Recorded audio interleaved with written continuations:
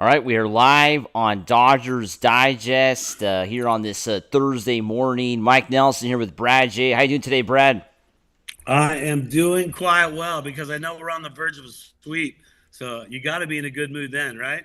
Yeah, I mean, honestly, the Dodgers have looked, of course, really good in this series, but this goes back to last week. I mean, the Dodgers took 2 out of 3 against San Diego out in Petco Park. Then they went to San Francisco, went to LA and got 2 out of 3 against San Francisco. And now they've already won the series against San Diego. Even if they lose tonight, they've already won the series. Hopefully, they get the sweep, but I think they've already kind of done their job this week against the Padres. And like we talked about last week, this was the very big this was a huge opportunity for San Diego with all the injuries the Dodgers have going to AAA guys, and San Diego basically blew it. Oh man, did they blow it too? And look at there's only 6 more games to come against the Padres. 3 at Dodger Stadium and 3 at Petco. So after today, see the thing is, it's all about avoiding having to do a playoff with them or something stupid like that. Just get above them, send them down, and let them figure out their own plight, whether they're gonna be battling for wild card position or what. But this is the Dodgers are sending a message, and All right, we're just going to keep the going. perfect storm's Oh, coming. You hear me always talking about that. we lost you, Guys are Brad. coming back and You're back whatnot. now. Yeah. Well, we lost you there for like 10 Oh man, seconds. lost me for 6. Yeah, but I mean, they got to do what they got to do, and you got to beat the teams you're supposed to beat, and they need to continue to beat the Padres. Take the sweep. Take 4 games. You got 6 left. No, Brad, we lost you for like 10 seconds. You're back now, but Okay, you still getting me right yeah, now? now you're back. You were gone for a little bit. You want us to say what you were saying because we kind of you were just frozen up. No audio came out. Well, I was just saying you got to beat the teams you're supposed to beat, and that's the Padres. You're supposed to beat them. Yeah, And so for the Dodgers, they got to continue to do that, and to take 2 or 3, and then now to take possibly get the sweep. I mean, that could be 6 out of 7 games against the Padres. You got the wins. yeah. Well, I mean, the Dodgers right now, if you look at the last 2 weeks, I mean, they're 5-1 against San Diego already in the season series. So, I mean, the chances. I mean, San Diego still has the opportunity, like you're saying, there's gonna be 6 more after tomorrow, but it's gonna be really hard for the Padres to win the season series against the Dodgers. The Dodgers, Oh yeah. after this couple series, have kind of locked that up, and that's of course the tiebreaker, which is huge for the Padres. And I really think the Dodgers have set themselves up in a very good way after these last couple weeks. And I really, I mean, think about it. After I was looking at the schedule, after tomorrow's game, they basically have 12 straight games against non-playoff teams until July 4th weekend when they take on the Astros. That's the next time they're going to play a good team. The next few weeks, they're going to be playing teams that are not going to be in the playoffs, and they're going to have more of an opportunity to build on this lead. It's 6 games right now, 4.5 on the Giants. It could be 7 after today's game. Mm-hmm. And think about where the Dodgers could be on July 4th weekend after all these games against teams that like you're saying, they should beat, because these are going to be non-playoff teams they're going to be playing. Yeah, and these are the ones that we keep going back to that. You got to beat the teams you're supposed to beat. Now you're getting a break in the schedule. You worked your butt off playing against some tough teams. Now it's time to take care of business and beat the teams you're supposed to beat, get some sweeps in there. But tonight, I'm more about the sweep. You got Yamamoto on the mound tonight. Time for the Dodgers to give him some freaking run support, man. Yeah, I mean, I think it's definitely, like you're saying, got to give him some run support. Yesterday, the Dodgers didn't give a lot of run support for Robleski and Emmett Sheehan, who both of those guys, we got to talk about. Dodgers only used 2 pitchers yesterday, right? 2 young Yep. guys, but they were great. I mean, of course, the Dodgers do blow the lead in the 9th inning, but we have to, give our tip our cap to the 2 guys that they were out there for the Dodgers yesterday, because they were really good against a pretty good Padres team. Yeah, and what that does, it saves the bullpen. I Yeah. mean, look at that. You know how much that bullpen's been worked. Look, now you go into the final game with Yamamoto on the mound. I mean, you're in the driver's seat. There is no reason why, with a nice fresh bullpen, Yamamoto on the mound, this should be a sweep. This should be locked in as a sweep for the Dodgers tonight, for sure. Yeah, I mean, I think looking ahead, because the Dodgers, didn't use up that bullpen, like you're saying. They got Yamamoto, their best pitcher this year in 2025 by far, I think. I think everybody can agree with that. Even though, of course, he struggled a little bit the last couple starts, but I think he's still been the best pitcher for the Dodgers this season. So, yeah, liking the chances to close out the series. But I mean, we have to talk about everything that happened in the last few days. There's so many stories with the Dodgers. I mean, what was going on with all these players getting hit by pitches? Pajes got hit by a pitch yesterday, who's been great. Padres kind of downing, and Pajes was like a star. But Pajes, proved them wrong. I mean, he's really going to be a star probably in baseball. I mean, the way this guy's playing at a young age, already has 15 home runs this year. The big dog, right? Yeah. The big dog, they call him. Yeah, you think the manager of the Padres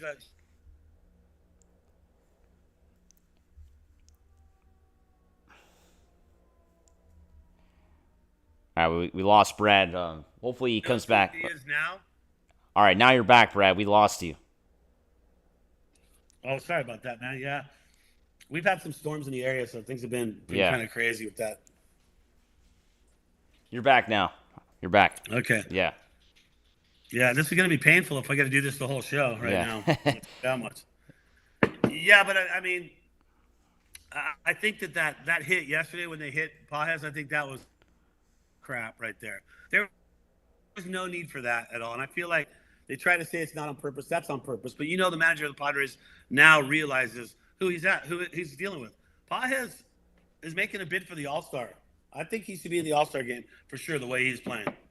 Yeah, I mean, I really think so. I mean, I think he definitely has to be in the All-Star game. He's a player that, of course, I'm just surprised by what's going on with him because he really struggled. We have to talk about that. I mean, he really struggled to kick off the season, and it hasn't been easy for Andy Pajes, right? I mean, he really struggled in the first few weeks of the season. We were even talking about potentially. We were doing a video about him getting traded to the Angels, and we were really considering that, because I think the Dodgers were wondering whether this guy was going to be able to, be a part of this team on a daily basis. The Dodgers, remember early on they were still playing him despite the bad numbers, despite the slumpy numbers, and they stuck with him, and that really paid off, right? I think that's something that we have to commend the Dodgers front office and managing, because they really stuck by Andy despite the slumpy numbers, and it's paid off.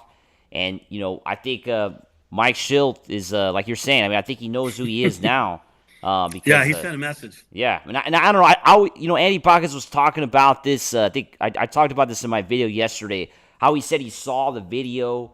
What Mike Schilt was saying. He said that he didn't look too much into it, but I don't believe that. I think it kind of fired him up, right? Because he hit 2 home runs the next day after that incident. And then he goes out and cracks a double. Yeah, last night too as well. Yeah. I mean, look, the dude's on a pace for 30 home runs. If you think about it on the season, can you imagine from what he's been through the last few years to actually hitting 30? He's at 15 right now. Yeah. Halfway there. Loving watching the big dog. What's he? 24 years old, man. Yeah. He's here to stay as a Dodger. I don't think he's going anywhere, man. It's good to have him there, and the people that hated on him against him at the beginning. I mean, that's the thing. You get frustrated. Someone's not playing good, and you want to see him play good. And we weren't getting that out of him, but it's just a matter of time. And he's batting .294 right now. He's almost at .300. That's pretty darn good for Pajes. Yeah, and we have him on a bargain right now, still on his rookie deal. So, I mean, that's something that it's always great to have those kind of guys that you're not paying a lot for, but are putting up big numbers. Because some of these, I mean, look at Michael Conforto, how much he's getting paid.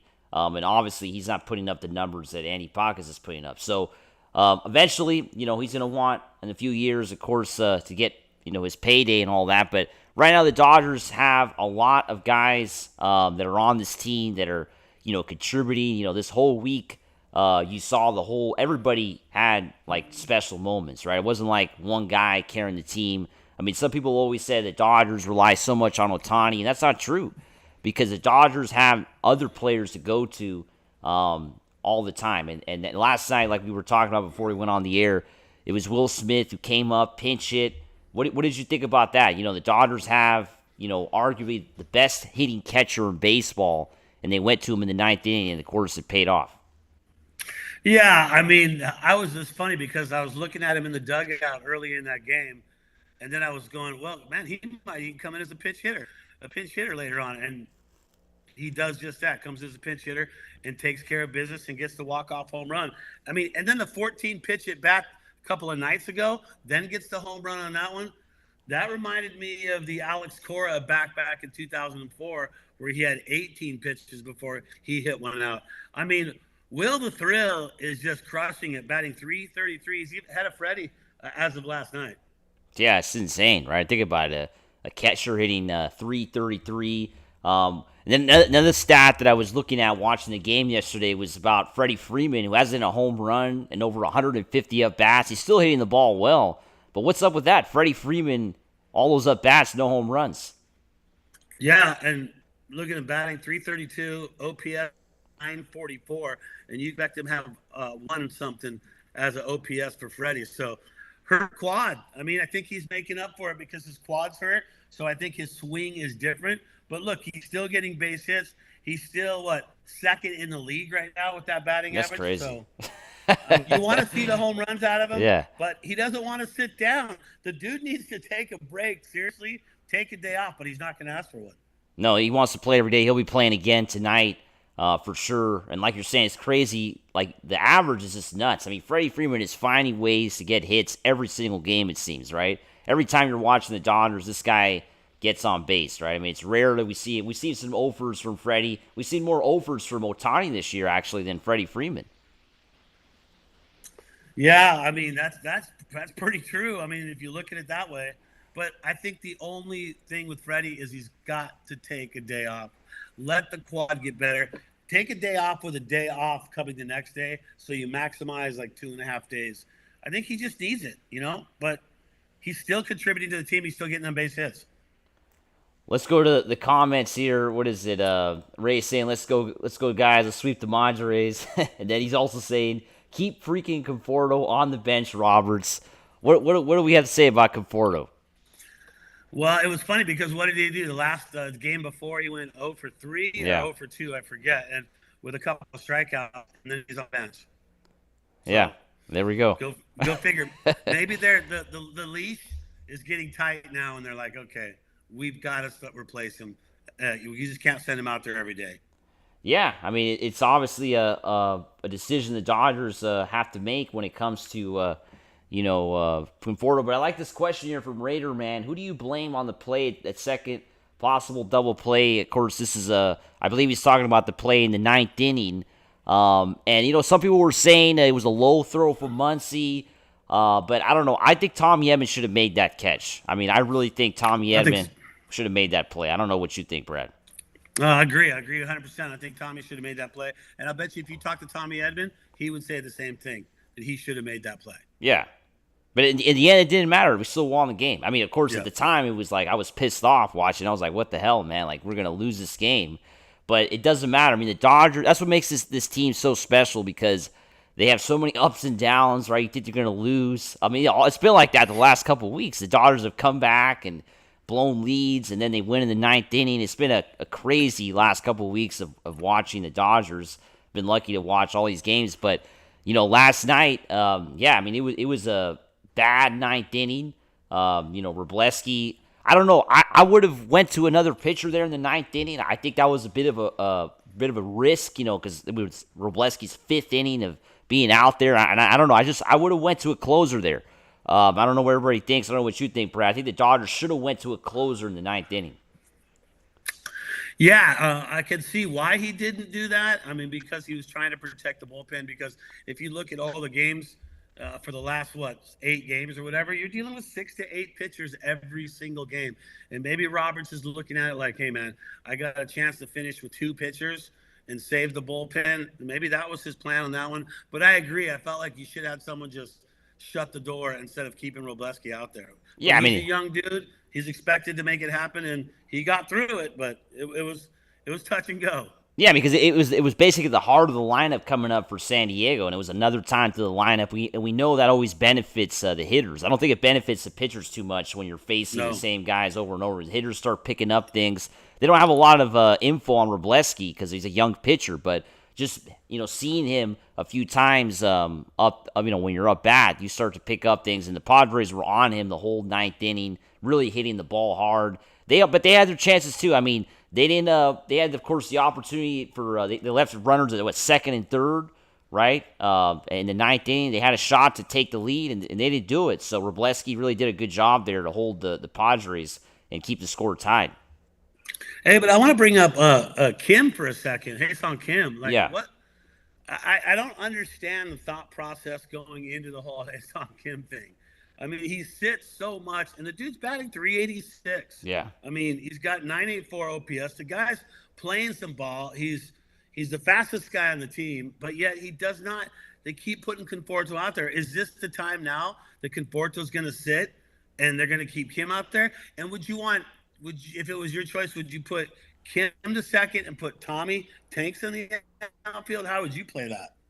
Yeah, no, I would definitely put Kim at second base and put Edman in the outfield because Edman, of course, played a lot of outfield for the Cardinals, and yeah, I would. That's exactly what I would do. But I don't know, Brad. I mean, we've talked about this. I mean, the front office came out and said that positive, saying they're going to stick with Conforto and all that, and bench. What kind of message does that send to him if you bench him? Right? Is that basically telling him we're going to trade you in a few weeks? Right? That's basically what you're saying. If they start benching Conforto, it's basically letting him know that he's going to be moved, and they don't want him to get hurt because they want to trade him. So, I mean, if the Dodgers, they're going to have to make that decision soon. I mean, the trade deadline's going to be in a month or so, and I think if he's not going to be a contributing player and he's going to be a bench player, I'm sure there'll be another team that will be willing to take him on, and not have to pay that whole salary anymore, right? It'd just be half the year. So, yeah, because so half of 17 million, yeah, because for what he's getting for sure. But they also said, even Dave Roberts said that you're only going to give him so much time before you do something. Before his leash is only so long. Yeah. And so I think that maybe that was a sign yesterday. Like, look, I think what's he batting? 163, I think his batting average is right now. And he's had an 0-4 just recently, then an 0-2, and then they bring Kim in. To me, I don't know what you do. You can't keep sending him out there. But I mean, look, the Dodgers are still got one of the best records in all of baseball. So what do you do with that? I mean, do you keep going with Conforto, or if you finally say, all right, trade's coming up, let's make something happen? What's the saying? You don't fix what ain't broke, right? Yeah, I mean, at this point, I mean, look at their wins and losses. They're doing good, man. They're good, despite having to duct tape their pitchers and put them back together. Yeah, no, I think the Dodgers, it's just extraordinary what we're seeing. I mean, come on. I mean, the Dodgers have so many injuries. And I just think, I mean, I know we're talking a lot about the Dodgers, really stepping up these last few weeks, but I think the Padres are to blame here. I mean, they had a big opportunity the last few days to really take advantage of the Dodgers pitching. They blew it. I mean, come on. I mean, the Dodgers had to roll out guys that probably would not even be with the Dodgers right now. I mean, do you think Wrobleski and Sheehan would even be pitching with the LA Dodgers right now if we had all our pitchers? They wouldn't even be here. They'd be in Oklahoma City. Think about it. I mean, maybe Sheehan. I don't know, Brad. We have a lot of starting pitchers on this team. But not a starter. Yeah. I think that Sheehan, or as I call him, Sheeny, would probably have to be a bullpen guy. But we have a lot of pitchers on the IL, though. That's the thing. Back and showing, but as a starter, it's like, no. If everyone's healthy, no, there's no room for him. No room. Yeah, because we have a stacked roster. The Dodgers are stacked, right? I mean, they have the best roster in baseball. We talked about this many times. They have players at every position. They have the best starting rotation on paper. They just don't have the players right now because they're hurt. But once they get everybody back, I mean, how do you stop this team? I mean, that's what I think has got to be concerning for the rest of baseball, because they're thinking, man, the Dodgers are really banged up, and they're still in first place. And they're not in first place by a little bit. Now they're in first place by 4.5 games. So it's starting to get a bit ugly for the other teams, I think. Yeah, and my whole thing is look, the Dodgers have done what they've done with just trying to put a pitching roster together, right? And they still are competing at a high level.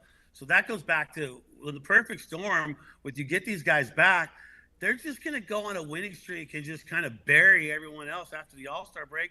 Then there's going to be no chance to win the National League West. Only the Dodgers they'll secure that within a couple weeks after the All-Star break, if it's going the way it's going. And look with Glasnow just throwing some BP to live hitting, throwing 40 pitches. I mean, Shohei not that long ago threw 44, and then they had him starting a game. So I think that we're going to see Glasnow getting a rehab assignment before the All-Star break, and we might get him sooner than we think, and that just puts the Dodgers more in the driver's seat. It might happen before the All-Star break, Brad. I mean, they got 12 games against non-playoff teams. Everybody's got to look at the schedule, because after today, it's going to be a pretty easy ride. You got Washington, you got the Rockies. Next weekend, you got Kansas City, and then you got the Chicago White Sox. I mean, those are all series that the Dodgers could take advantage of, whether they're home. I don't care if it's in L.A. or if it's in Kansas City. These are all teams the Dodgers are expected to beat, even with their injuries, right? I mean, I would say so. Oh, yeah. That's why when they get all healthy, like we keep talking about, once they get all healthy, how the heck do you stop that juggernaut of a team with starting? Well, this was their chance, Brad. This was San Diego's shot right here. This was it. Yeah.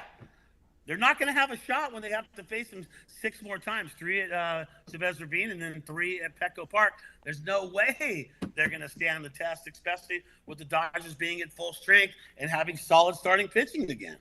Yeah, that's what I'm saying. I mean, they had their shot here.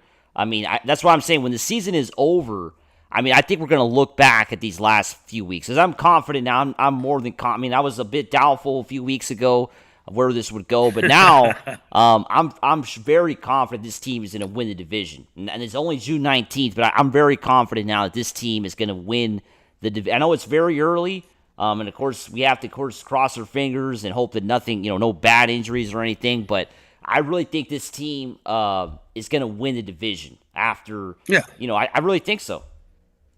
Well, and I was saying it in mid-May. I was saying it literally a month ago that the Dodgers will get back to full strength. And if the Dodgers can hold on to first place for this next month, that they're going to be in the driver's seat, getting the pitching back, and they're going to be in control. And they're doing it. Brad Stradamus, I called this, man. I said they were going to come back. And if they just held the lead with a subpar pitching staff, they're going to do it. And that's what they're doing right now. And now they're getting one back. They got Ohtani. They could get Glasnow. Sheehan's in the mix. Like, I feel sorry for the other teams right now, but not that much. I never feel sorry, Brad, because they never felt sorry for us when we were, really bad a few years ago. But let's go to the comments. We got a lot of people hopping on. Make sure to subscribe if this is your first time seeing the channel. We really appreciate everybody for their support. We got Eric saying they should have let Kim hit in the 8th inning, right? Talking about the Dodgers pinch hitting for Kim there. And then Roy is saying if Muncy makes a good throw to second base and Rowe gets to the inning, Muncy is going to kill us in the playoffs. Well, come on. I think Max Muncy is a player that you want to have in the playoffs. Maybe his fielding is not the best, but he's a very clutch hitter, and he can hit the ball out of the ballpark. So I want to keep Max Muncy. I don't want him going anywhere. He's got 38 RBIs right now. Yeah. 9 home runs. He's almost at the 10 mark. He's guaranteed the dude's going to hit over 20 home runs. Yeah. All said and done, the guy can hit 30 home runs. I'm on the Muncy bandwagon. Yeah. I was hard on the guy a little bit at the beginning. I know you were, Brad. Yeah, but you know what? Give him time. They sent him out there. But I just don't – I mean, you and I talked about how long is he a Dodger? Yeah. This might be his last year. Yeah. That's what I think. I don't think he's going to be back with the Dodgers next year. So this is his swan song. Come out and get it done. And Muncy's doing good. And, yeah, if he makes a better throw, it's an easier out. But still, Tommy would have – if you asked Tommy about that play, he should have made that catch too, even though it was a low throw that Muncy made. This is a good comment here from Raider Man. Roberts doesn't believe in rookies a whole lot, it seems. What do we think about that? Well, remember what I was talking to you about that before? Roberts was never a starter either. Like back in the DJ days when I was DJing Dodgers, he wasn't a starter. He would come in to steal a base or this and that. So he earned every single at-bat. He earned his way in. And I feel like he's trying to make him a better player by earning his way in. But it's a different era in baseball. It's not the same when Roberts was playing. I just think Kim has the experience. He's got the skill. He's proven it in the Korean League. So come on, man. Give the guy a break and let him play a little bit more. And maybe this is the start of it. With Conforto sitting yesterday, maybe this is the start of it. Maybe Conforto sits again tonight and Kim's back in. I don't know. We got Jeff Roll saying, I would rather see Kim at second and Tommy in center. That's kind of what we were talking about, right? Yeah, exactly the same thing. And then we got what else? We got Brian saying Giants are trying to make the move. The real battle in the West is going to be the Padres and Giants second place wild card. Yeah, I mean, I really think the battle for first could be over soon. And, yeah, there's going to be probably a bigger battle between those two teams trying to get a wild card spot or whatever. But I don't know. I think this divisional race, especially where the Giants have lost their first 2 games with Devers, right? They're 0-2 so far. The Dodgers, of course, have won these games. They've built even a larger lead. They got the Giants coming up in a few weeks. Who knows where it will be by then? But I mean, if the Dodgers don't go on any considerable losing streak the rest of the way, I mean, how do these teams really have a shot to catch them, Brad? That's what I'm thinking about. Well, you might as well erase the Padres from that conversation right now, because the Giants are making moves to try and compete here towards the end of the season. So I feel like, if anything, the Giants are going to be the ones that end up in second place, not the Padres. No. Because the Giants are serious about trying to be contenders this year, where I just think the Padres worry more about the Dodgers. It's like Dodgers derangement syndrome or something they got going on. That's what it seems like. Just trying to be as good as us. I mean, they've been talking a lot of crap the last few days, these guys. And, I mean, it's been crazy. But it was funny because this morning I was listening to ESPN, and Buster Olney made a pretty interesting comment talking about the Padres. He said he doesn't even know if this team's making the playoffs. I think that's a pretty good comment after this series. I mean, is this team even going to make the playoffs, Brad? I don't know. I don't know if they're a playoff team. They might not even be a wild card team. Yeah, unless they start trying to make moves to bolster their team and to cover injuries. I don't think so either. I don't think they are a playoff team. I think, once again, I'm going to say the Giants have a better chance of winning a wild card underneath the Dodgers winning the division for sure. And because they're making moves. Like I said, they're trying to do something. They're not going to sit on their hands and go, oh, well, all right, it didn't work out. Giants are going to make moves. So we'll see the battle there. It'll be interesting to see play us. We played them, 6 more times, I think we play the Giants? I believe so. We got, of course, the 3-game set. I think it's more against that, right? Because I got 3 in July, and then they got some in September as well. I believe it's like 9 games still with the Giants. Already played them 3 times. But yeah, I mean, it's going to be a lot of games still left with San Francisco, and even, of course, those games in September. We'll see how the standings will be by then. Of course, the Giants have a shot to catch up or whatever. But yeah, I don't know. I think the Giants just don't have enough offense. I think that's going to be their problem, especially to compete with the Padres, when they're on, when they're clicking, they can score some runs, right? We've been seeing that this week, True. Right? And that's what makes them a dangerous opponent for the Dodgers, because the Dodgers will give up runs against everybody, right? But we saw it against the last weekend. I mean, the Giants had a great first game, put up 6 runs, then their bats just went cold the next 2 games, right? So the Giants always have that problem. They just go cold, and the Dodgers never go cold, right? They're always putting up runs. So that's why it's hard to beat the Dodgers if you can't score runs, right? I'm more concerned about, come playoff time, how the Dodgers are going to fare in a 7-game set against, say, the Cubs or the Mets or the Phillies, right? Who have a bit more pitching and can score runs. All 3 of those teams. Well, as long as the Dodgers have their starting pitchers back, or at least 75% by then. of your starting pitchers back, well, then I don't think it's the problem at all. I think the Dodgers can compete with any single team in the league, obviously, because it's a different story than last year, man. Last year, limping into the playoffs. This year, it's not going to be that way, because guys are going to be coming back, and you're going to see how that works out. Because, like you were saying, you made a great point. The time to beat the Dodgers has been the last month. Yeah. That's when you needed to be getting W's against the Dodgers. And if you're not getting the W's against the Dodgers when they're not at full strength and they're throwing bullpen games like every 3 days, and you can't get the win then, how are you going to get the win when it was Snell's on the mound or Glasnow on the mound, Yamamoto, even if Sasaki happens to make it back by the playoffs? I mean, how do you get a win then against that team? It's going to be hard. Like I said at the beginning of the season, and I said even during the last season, Dodgers are going back-to-back World Series champs. They're going to win it all. And it's just a matter of how we're going to do it. Yeah, and right now the Dodgers are now second in the National League. Have already passed the Mets. They're just about a game behind the Cubs now. So they're very close to that number 1 spot now in the National League, which we talked about. It's going to be very important for the Dodgers to finish first or second. But let's try to get first in the National League, right? So we have home field locked up in the first 2 rounds. But that's going to be super important as well, avoiding the wild card round. This year, you got 3 teams, the Mets, the Dodgers, the Phillies, too, right there as well. You got 4 teams very close, a lot closer than last year, fighting for those 3 seeds at the top of the National League. Yeah. The Dodgers got to be favored among all those teams, but it might be close though till the end. That's the only thing. Yeah. Well, I like what Raiderman says.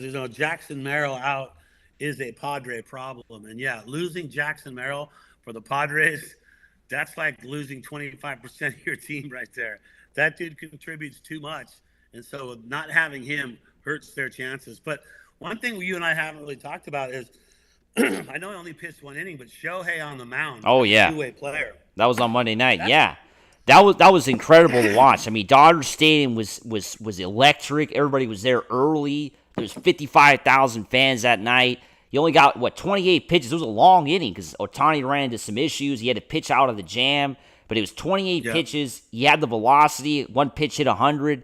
It was averaging 90. A lot of fastballs, which I liked. I liked seeing that. He has a lot of strength still. 98 miles an hour. And Ohtani, he threw 100. He threw double digits a couple times. Yeah, he hit 100, which is kind of crazy. Whew. Yeah. I don't think he should be doing that. I think like he said, 95 to 96, he's wanted to be at, but I think he was a little bit overhyped and throwing 100. But he was hitting 98 on all those pitches. I mean, yeah, and he even said that's not where he was trying to go. He was trying to pitch just 95, 96. He wanted to be, just so you're not overthrowing that arm. Yeah. But think about the ramifications of having a two-way player like that. I know, it's insane. Dude, you can bring him in any time. It's insane. And then move him back to DH you can do.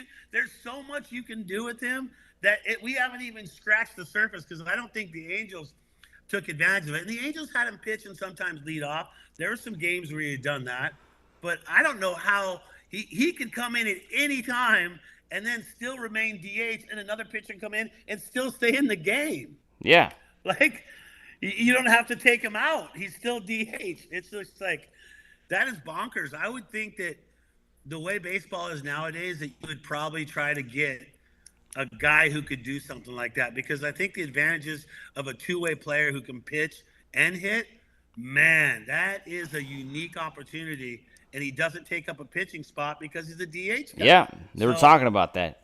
But I don't know, Brad. It's really hard. I know it sounds like teams are going to try to do that, but it's really hard to find people like that. I mean, it's like a once in a, I think he's a once in a generational type talent, right? I mean, it's obvious. Hey, right? Wait, Kershaw hit some home runs back in the day. That's true. Some home runs, yeah. Yeah, but maybe I mean, 1 or 2. I think. No, but Shohei Ohtani is like literally the best baseball player ever. I mean, come on. I mean, this guy is number one. Yeah, he's a unicorn. He's like Babe Ruth because Babe Ruth could do the same thing. Babe Ruth came in as a pitcher, and they didn't even realize the dude could hit. But he only did it for 2 years, the two-way thing. Because they didn't want him to. They're like, we don't want you pitching. We want Colton Swat just to be hitting the ball out of the park. Yeah. I get that, but I mean, not since Babe Ruth has there really been a guy like that. No, never. I mean, Don Drysdale for the Dodgers, he hit some home runs too. I don't know, maybe 20-something, I think, as a pitcher. But that's pretty unique too as well. You just don't find that. But how many guys do you see? Like I used to announce high school baseball, and you'd have pitchers that were like the best hitters on the team, and sometimes the best pitchers on the team. So there's guys out there, but usually they're coached into no, you need to be a pitcher, or no, you need to hit, and none of this double thing going on, this two-way thing. Well, yeah, and then because when you get to the higher levels, it's really hard to do that. I mean, because think about it, you're playing in Major League Baseball. These are the best baseball players in the world. So I mean, in high school, it's one thing, but here in Major League Baseball, I think we're not going to see this kind of player again. That's basically an excellent pitcher and also an excellent hitter, right? I mean, this guy is great on both sides. The Dodgers, of course, are going to lean for the up bats, right? Because they want him in the lineup every day. And I don't know. I think Ohtani. Do we ever really see him though throw 90, 100 pitches this year though? I mean, I think it's something that I don't think we do, right? No, unless it's like Game 7 of the World Series. Or at the end. Like that, and you need him to do that, but you definitely do not want him throwing that many pitches. I think his whole schedule should be no more than 50 pitches. Is what I don't think you have him go more than that. But I mean, we'll see how they do it. But okay, so you bring that up, but remember years and years ago, utility players like who played multiple positions wasn't a big thing because you could have so many different guys on the roster that you didn't need to do that. But Yeah. now, because of roster limitations, you look at the Dodgers and like the Kike's and then the Miggy Rowe, and you got guys that can play different positions. Tommy Edman, who can go out and fill in somewhere else. I mean, that's something that's the norm now in baseball, which wasn't a norm a few years. I mean, what, like 10 years back? That wasn't a norm like it is now. Yeah, I mean, baseball has changed so much. I mean, it's a totally different game. I don't know if it's for the better or for the worse, but baseball has changed a lot with, like you're saying, roster limitations, the rise of analytics, and guys like, and then the idea of the pitcher not having to go that deep in the game, right? Because I think Dodgers are not the only team that doesn't that uses their bullpen a lot. I mean, everybody's doing that now, right? Everybody's using their bullpen a lot across baseball. Yeah, but Dodgers have the most bullpen use across all. Well, yeah, that's because of their injuries. Exactly. So they've definitely tapped the bullpen market harder than most. But guys are coming back too. So, yeah, I mean, what does he say? Eric Cruz says Greinke was a really good hitter. I love Zach Greinke.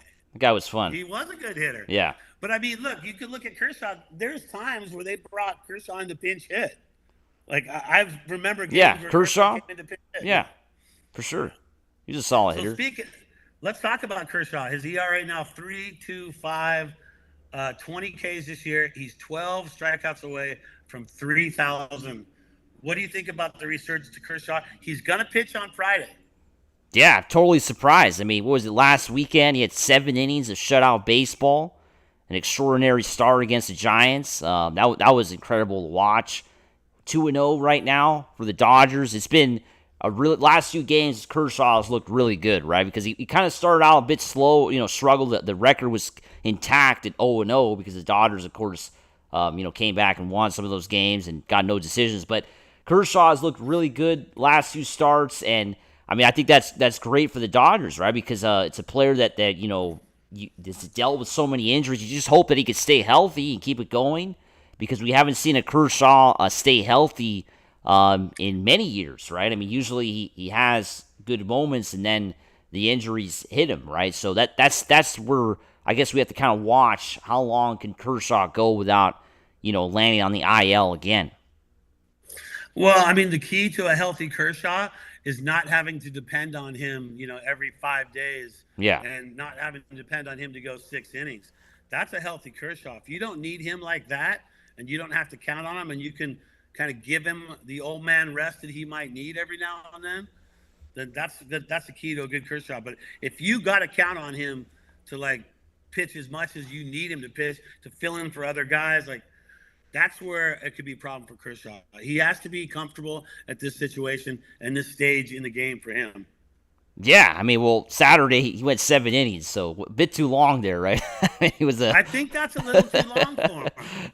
I mean, I think that's a little too long, but he's going against Washington on Friday, and then you got May going to take the mound on Saturday, and Ohtani's supposed to take the mound on Sunday.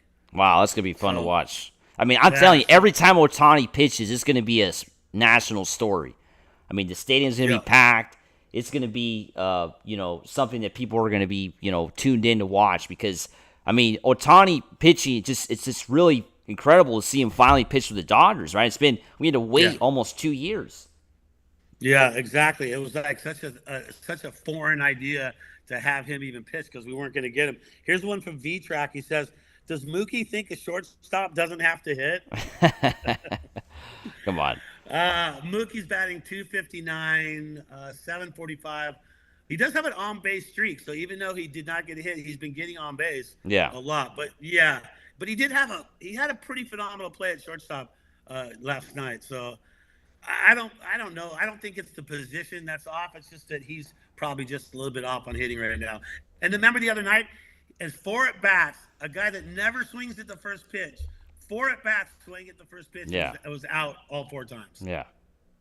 Yeah, I'm not worried about Mookie Betts. He's a future Hall of Famer. I mean, I don't worry about this team's offense. I know some people are always concerned about the bottom half of the lineup, but I really think we're okay, Brad. I think we're going to score runs all year long. I really think so. Mike, I'm going to have to agree. I think we're okay. I think we're going to make it through this, man. Yeah, I think we're going to But be able to score. I think we're going to score too much runs. It's going to get kind of ugly in a few weeks. That's what I think. And then what Brian Sevilla says, Mookie Vizquel. Like, oh, man. Oh, because of Luis Vizquel, right? That's right. Yeah, exactly. A little shot there. Yeah. No, is it Omar Vizquel, right? Omar or Luis? Omar, that's right. Yeah. That'd be Omar. Yeah. So Yeah. as long as he plays short, he will not hit above 250 ever. Well, he's 259 right now. That's right. So he is actually. So hey, give him a couple 3 for 4 games. That's it. They're around 275. But, you know, we have to talk about, I know we're talking about the Dodgers here, but yesterday we had a huge sports story hit LA sports. So they were talking about maybe the biggest sports story in LA to hit in decades. And, of course, our Dodgers now own the Lakers, which is obviously huge news in LA, and everybody's talking about it. What are your thoughts, Brad, on the Dodgers? Hopefully we didn't lose you, but what do you think of the Dodgers buying the Lakers? All right, so it looks like we lost Brad a little bit, but we'll keep going here. Hopefully Brad can hop on again. But I just wanted to mention that out here. Are you back, Brad?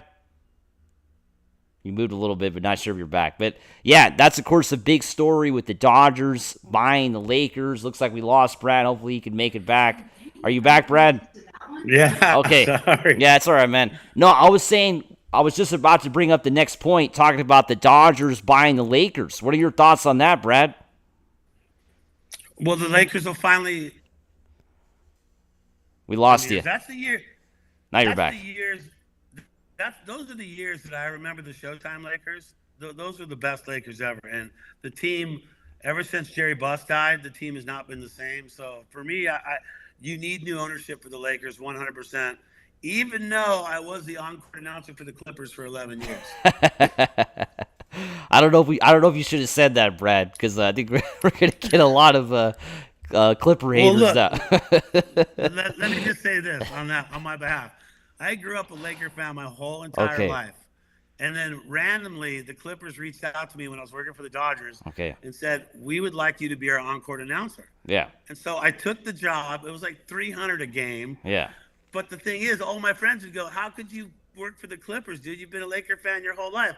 And I go, because when I cash the check, it doesn't have a Laker ball on it. It has a Clipper ball in the upper right-hand corner. Yeah. So they're actually paying me to be a fan. So, I mean, I'm not a fan of the Clippers anymore by no means. But when I worked for them, I was. So there we go. Grew up a Laker fan my whole entire life, always. Yeah, for sure. I mean, Man, yeah, I think we just had to clarify that because I think a lot of fans would get angry. But no, for sure, I think the Lakers and Dodgers are going to be more connected than ever, right? Because, we've always had that connection between the Lakers and Dodgers, right? A lot of Dodger fans rooting for the purple and gold. But now they're going to be run by the same ownership, right? Guggenheim, Mark Walter. Yeah. This is obviously a big moment for LA sports. I think Laker fans have to be excited because a lot of good things are coming. Because this kind of goes back, connecting this to the Dodgers, when the Guggenheim people bought the Dodgers from Frank McCourt. I mean, the Dodgers were a disaster, and they completely turned this team around. And the Lakers are kind of a disaster right now with a lot of stuff going on. Sure, they won a championship 5 years in a bubble, but there's been a lot of problems under Jeannie Buss, which I hope can be solved with Guggenheim, right? Because they have to figure a lot of stuff out, the Lakers. I mean, there's a lot of people that shouldn't be working for the organization, kind of like with the Dodgers, right? Yeah, Frank McCourt made a lot of bad decisions, and the Guggenheim people really turned it all around. Bro, I was there during that time. Yeah. That is when I worked for the Dodgers for the 5 years that I DJ'd, was during the Frank McCourt era, and that was the worst, absolutely freaking worst time to ever be working for the Dodgers was that time right there. I mean, they got forced to sell the team, and then by the time I quit from working for them, then they got the new management. Guggenheim came in, Magic Johnson's part of that team, and they mean business. And with the Lakers, Magic is going to be overtaking the helm of that thing, and Magic Johnson needs to be the guy. So here's some people harshing me. Right? Here we go. What is it? Roy says, Brad having a Muncie moment. Okay, thank you. Raider Man says, Clippers are the modern-day Padres. I would agree with him. That is on point, Raider. Modern-day Padres, they had so many chances of winning the playoffs, And unfortunately, they broke everybody's heart with, Chris Paul, Blake Griffin. That is so true, Raider man. And that was actually, I think, the last year I was with the Clips. That was when Blake Griffin was a rookie, because I did a couple events with him and know the guy a little bit too. So that Oh, you was talking pretty about cool. 2009, 2010? Right when he came in, that Okay. was when I was getting ready to move out. Oh, okay. Eric Cruz sends a throw up emoji. Yeah, that's right. The Clippers. I appreciate that. And I tell you, Donald Sterling, who owned the Clippers, was the one who hated me the most. Really? That guy would always have something to say to me every time he'd walk into the stadium. He'd have something negative to say to me every single game. And I fantasized about walking out on the floor and going, how many people think he should sell the team? And taking my credential off, laying it on the floor, and walking away forever. I never did it, but... That's insane, man. Man, Donald, of course, as we know, really lost his mind at the end. So that is totally funny. Anyways, look. What they've done for the Dodgers is amazing, and this is why the Dodgers are a first-class team all the way through. And I feel like what they're going to do for the Lakers is going to be the exact same thing. Magic will be more involved with that. And Jeannie Buss is going to be out pretty soon. She needs to be out. Jeannie Buss has to go. I think everybody can agree with that. I mean, sure, she's part of the Buss family. Jerry Buss, her father, did so much for L.A., but Jeannie Buss, it's time for you to step down, and let's put Magic Johnson. Let's make Magic Johnson the governor of the Lakers. How does that sound, Brad? I absolutely love that idea, because I grew up watching that dude play, and I'm a huge fan of Magic Johnson, always have been. All right. Well, we got a few more minutes to go. We got, Jeff saying Mookie has lost patience at the plate, keeps swinging at first pitch and popping up. What do you think about that? What Jeff said? He did. Yeah. I mean, Jeff was right. It's like he's not a guy to swing at the first pitch. And when you come out into a game and you have 4 at-bats and you swing at the first pitch and get out at all 4 at-bats, that's not Mookie. So he was trying something different. Maybe he's figuring, people know I'm going to take pitches, so I'm going to try and tack that first pitch, and maybe that was his plan on that. But I think Mookie's going to be fine. I'm not too worried about him. 259 now. That batting average has come up. He's stumbling a little bit, but back. No worries. We got a pretty good comment here from Brian saying the Clippers have a great arena. I don't know if you've seen the new Intuit Dome, Brad, but it's a really nice place down in Inglewood. It's really cool, but I don't know. I still like the Forum the best. I'm a Forum guy. I think the Forum is the best place to see a game. And, of course, it's been 25 years. I never got a chance to see the game there, but I've seen so many concerts there that I really like the Forum. So I think the Forum is still number one. I got to see one game at the Forum. I got to sit courtside. I got lucky to get courtside tickets. I had tickets inside the Forum Club, and I got to see the Lakers play there one time. Yeah. But when I worked for the Clips, they shared the Staples Center. So yeah. I mean, they could have a Clipper game in the afternoon and a Laker game at night, and they would have to change the floor over. It's crazy to see that. I think they need different stadiums for sure. Yeah, I mean, having two different places, I think, kind of, separates, have the Clipper fans be in Inglewood and then the Laker fans up at Staples Center. Yeah, for sure. I think the Clippers did have their, not their own place for a while, but remember they played at the Sports Arena for 15 years. That place was a dump, but they were there for 15 years, but yeah. That's still standing, isn't it? No. They tore it down. Now that's where the LAFC stadium's at. So they tore that whole arena down and built a soccer stadium on the same place. But they got the Olympics coming in 2028, so they're gonna be at the Coliseum for sure. They used the sports arena for the '84 Olympics, right? Yeah. Yes, they did. That's right. Did. So a lot of those events are going to be at the Staples Center now, I guess. Yep, and baseball will be back at the Olympics, and I know they're going to use Angel Stadium, and I know they're going to use Dodger Stadium for sure. That's going to be really fun. Olympic baseball coming up. What is it? Next year? No, in 28, right? So that's going to be in 3 years. That's going to be really fun to watch. Looking forward to seeing that. Yeah, I'm hoping I can get the job calling the commentary for that stuff for baseball. That would be insane. Yeah. I'm already working my angle right now. That would be insane, man. We got Roy saying Tail looks completely lost at the plate. Dale should mentor himself like he mentored Pajes. What do we think about that? He did a great job with Pajes. You cannot take anything away. Pajes' success is definitely in result. Not all the result, 100% of it. It's his skill, but Teo definitely helped him out. And maybe Teo does need to take a little bit of his own medicine. We got Daughters Explicit saying, yo. So Daughters Explicit, I actually follow this guy on Instagram, so I've seen your stuff. It's pretty fun. This guy goes to Dodgers Stadium, and he films the fans and talks to people. It's pretty cool. So I like your page, Nice. man. Yeah. Yeah, way to go, Dodgers Explicit. Thanks for chiming in, brother. Yeah. We got Tim Rash saying, Mookie will be back. Don't give up on Freddie.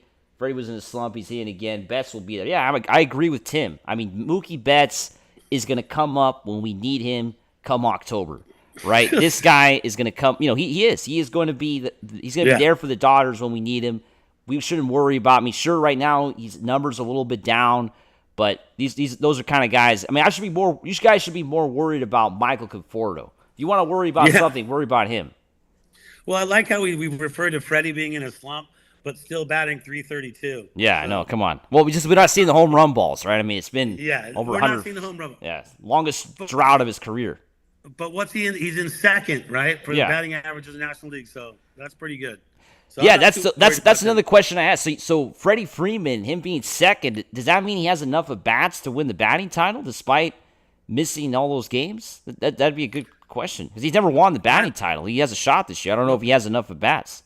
I can't say for sure, but I think he does. I think he does.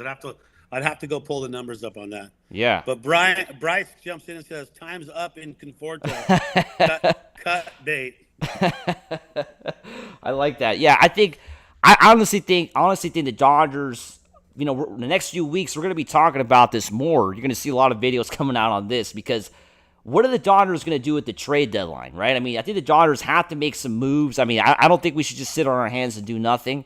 I think we should make a few moves. And Michael Conforto is the elephant in the room that could be moved for somebody that we could, you know, somebody of note, right? So I think Michael Conforto is trade bait, I think.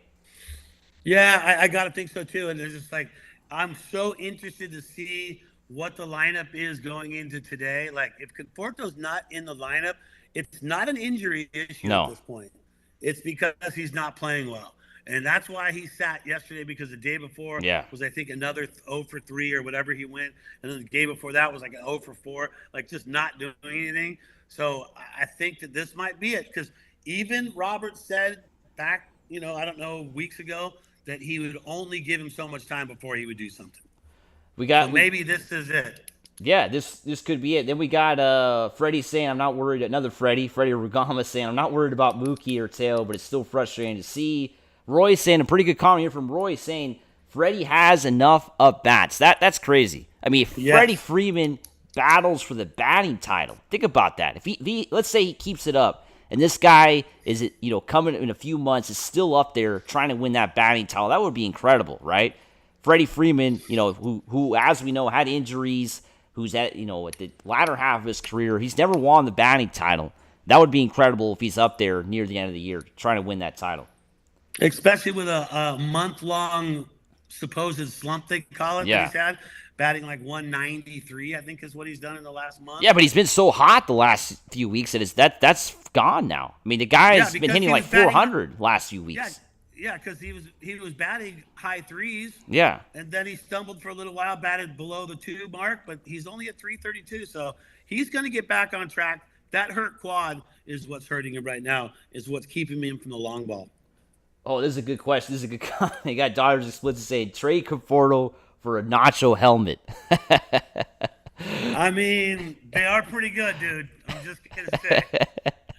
I mean, if you're getting the jalapenos and the nacho depends where you're getting at, though, because I had a nacho helmet. I don't remember where it was. It was either in St. Louis or Chicago. It wasn't that good, so I don't remember which ballpark. It was shit. So the one we have a good one at Dodger Stadium, but some places have a pretty bad one. The cheese is everything in the nacho helmet. Yeah, it's got to be. Yeah, we have good cheese. So, and then we got Jeff.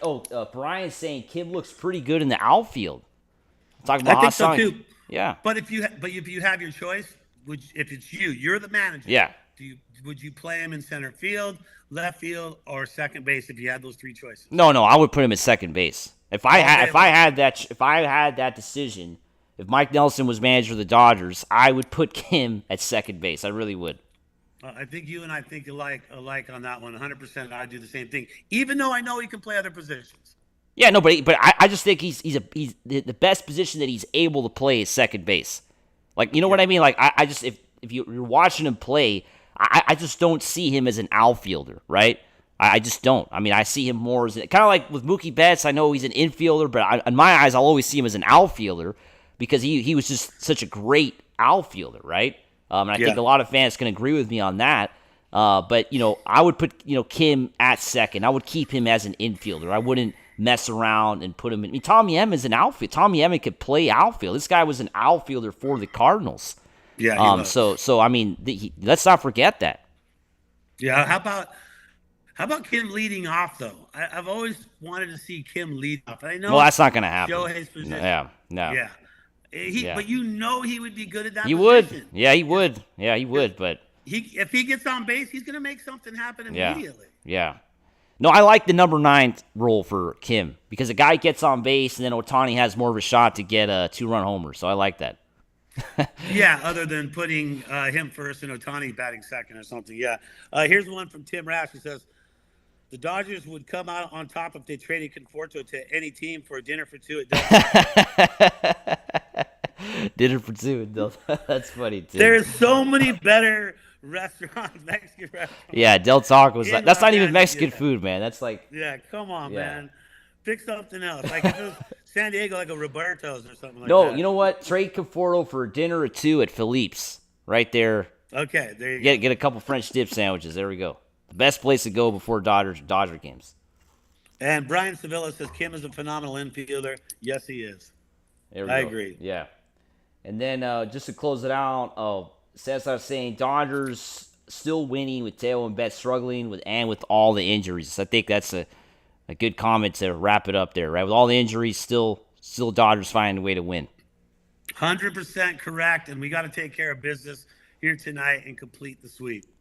Well, everybody, I want to thank everybody for watching. Tonight, like Brad was saying, got to close out the sweep, and then we got the Nationals this weekend. Make sure to subscribe if you haven't subscribed already. And, of course, next week we'll be bringing you a couple more live streams on Monday and Thursday. But anything else, Brad? Be ready. Yamamoto takes the mound tonight. Kershaw Friday. Dustin May on Saturday. And Ohtani back on the mound on Sunday. And whatever you do as you go through the day, just always remember to think Dodger Blue. And let's go Dodgers. Let's go Dodgers. Thanks for watching, everybody.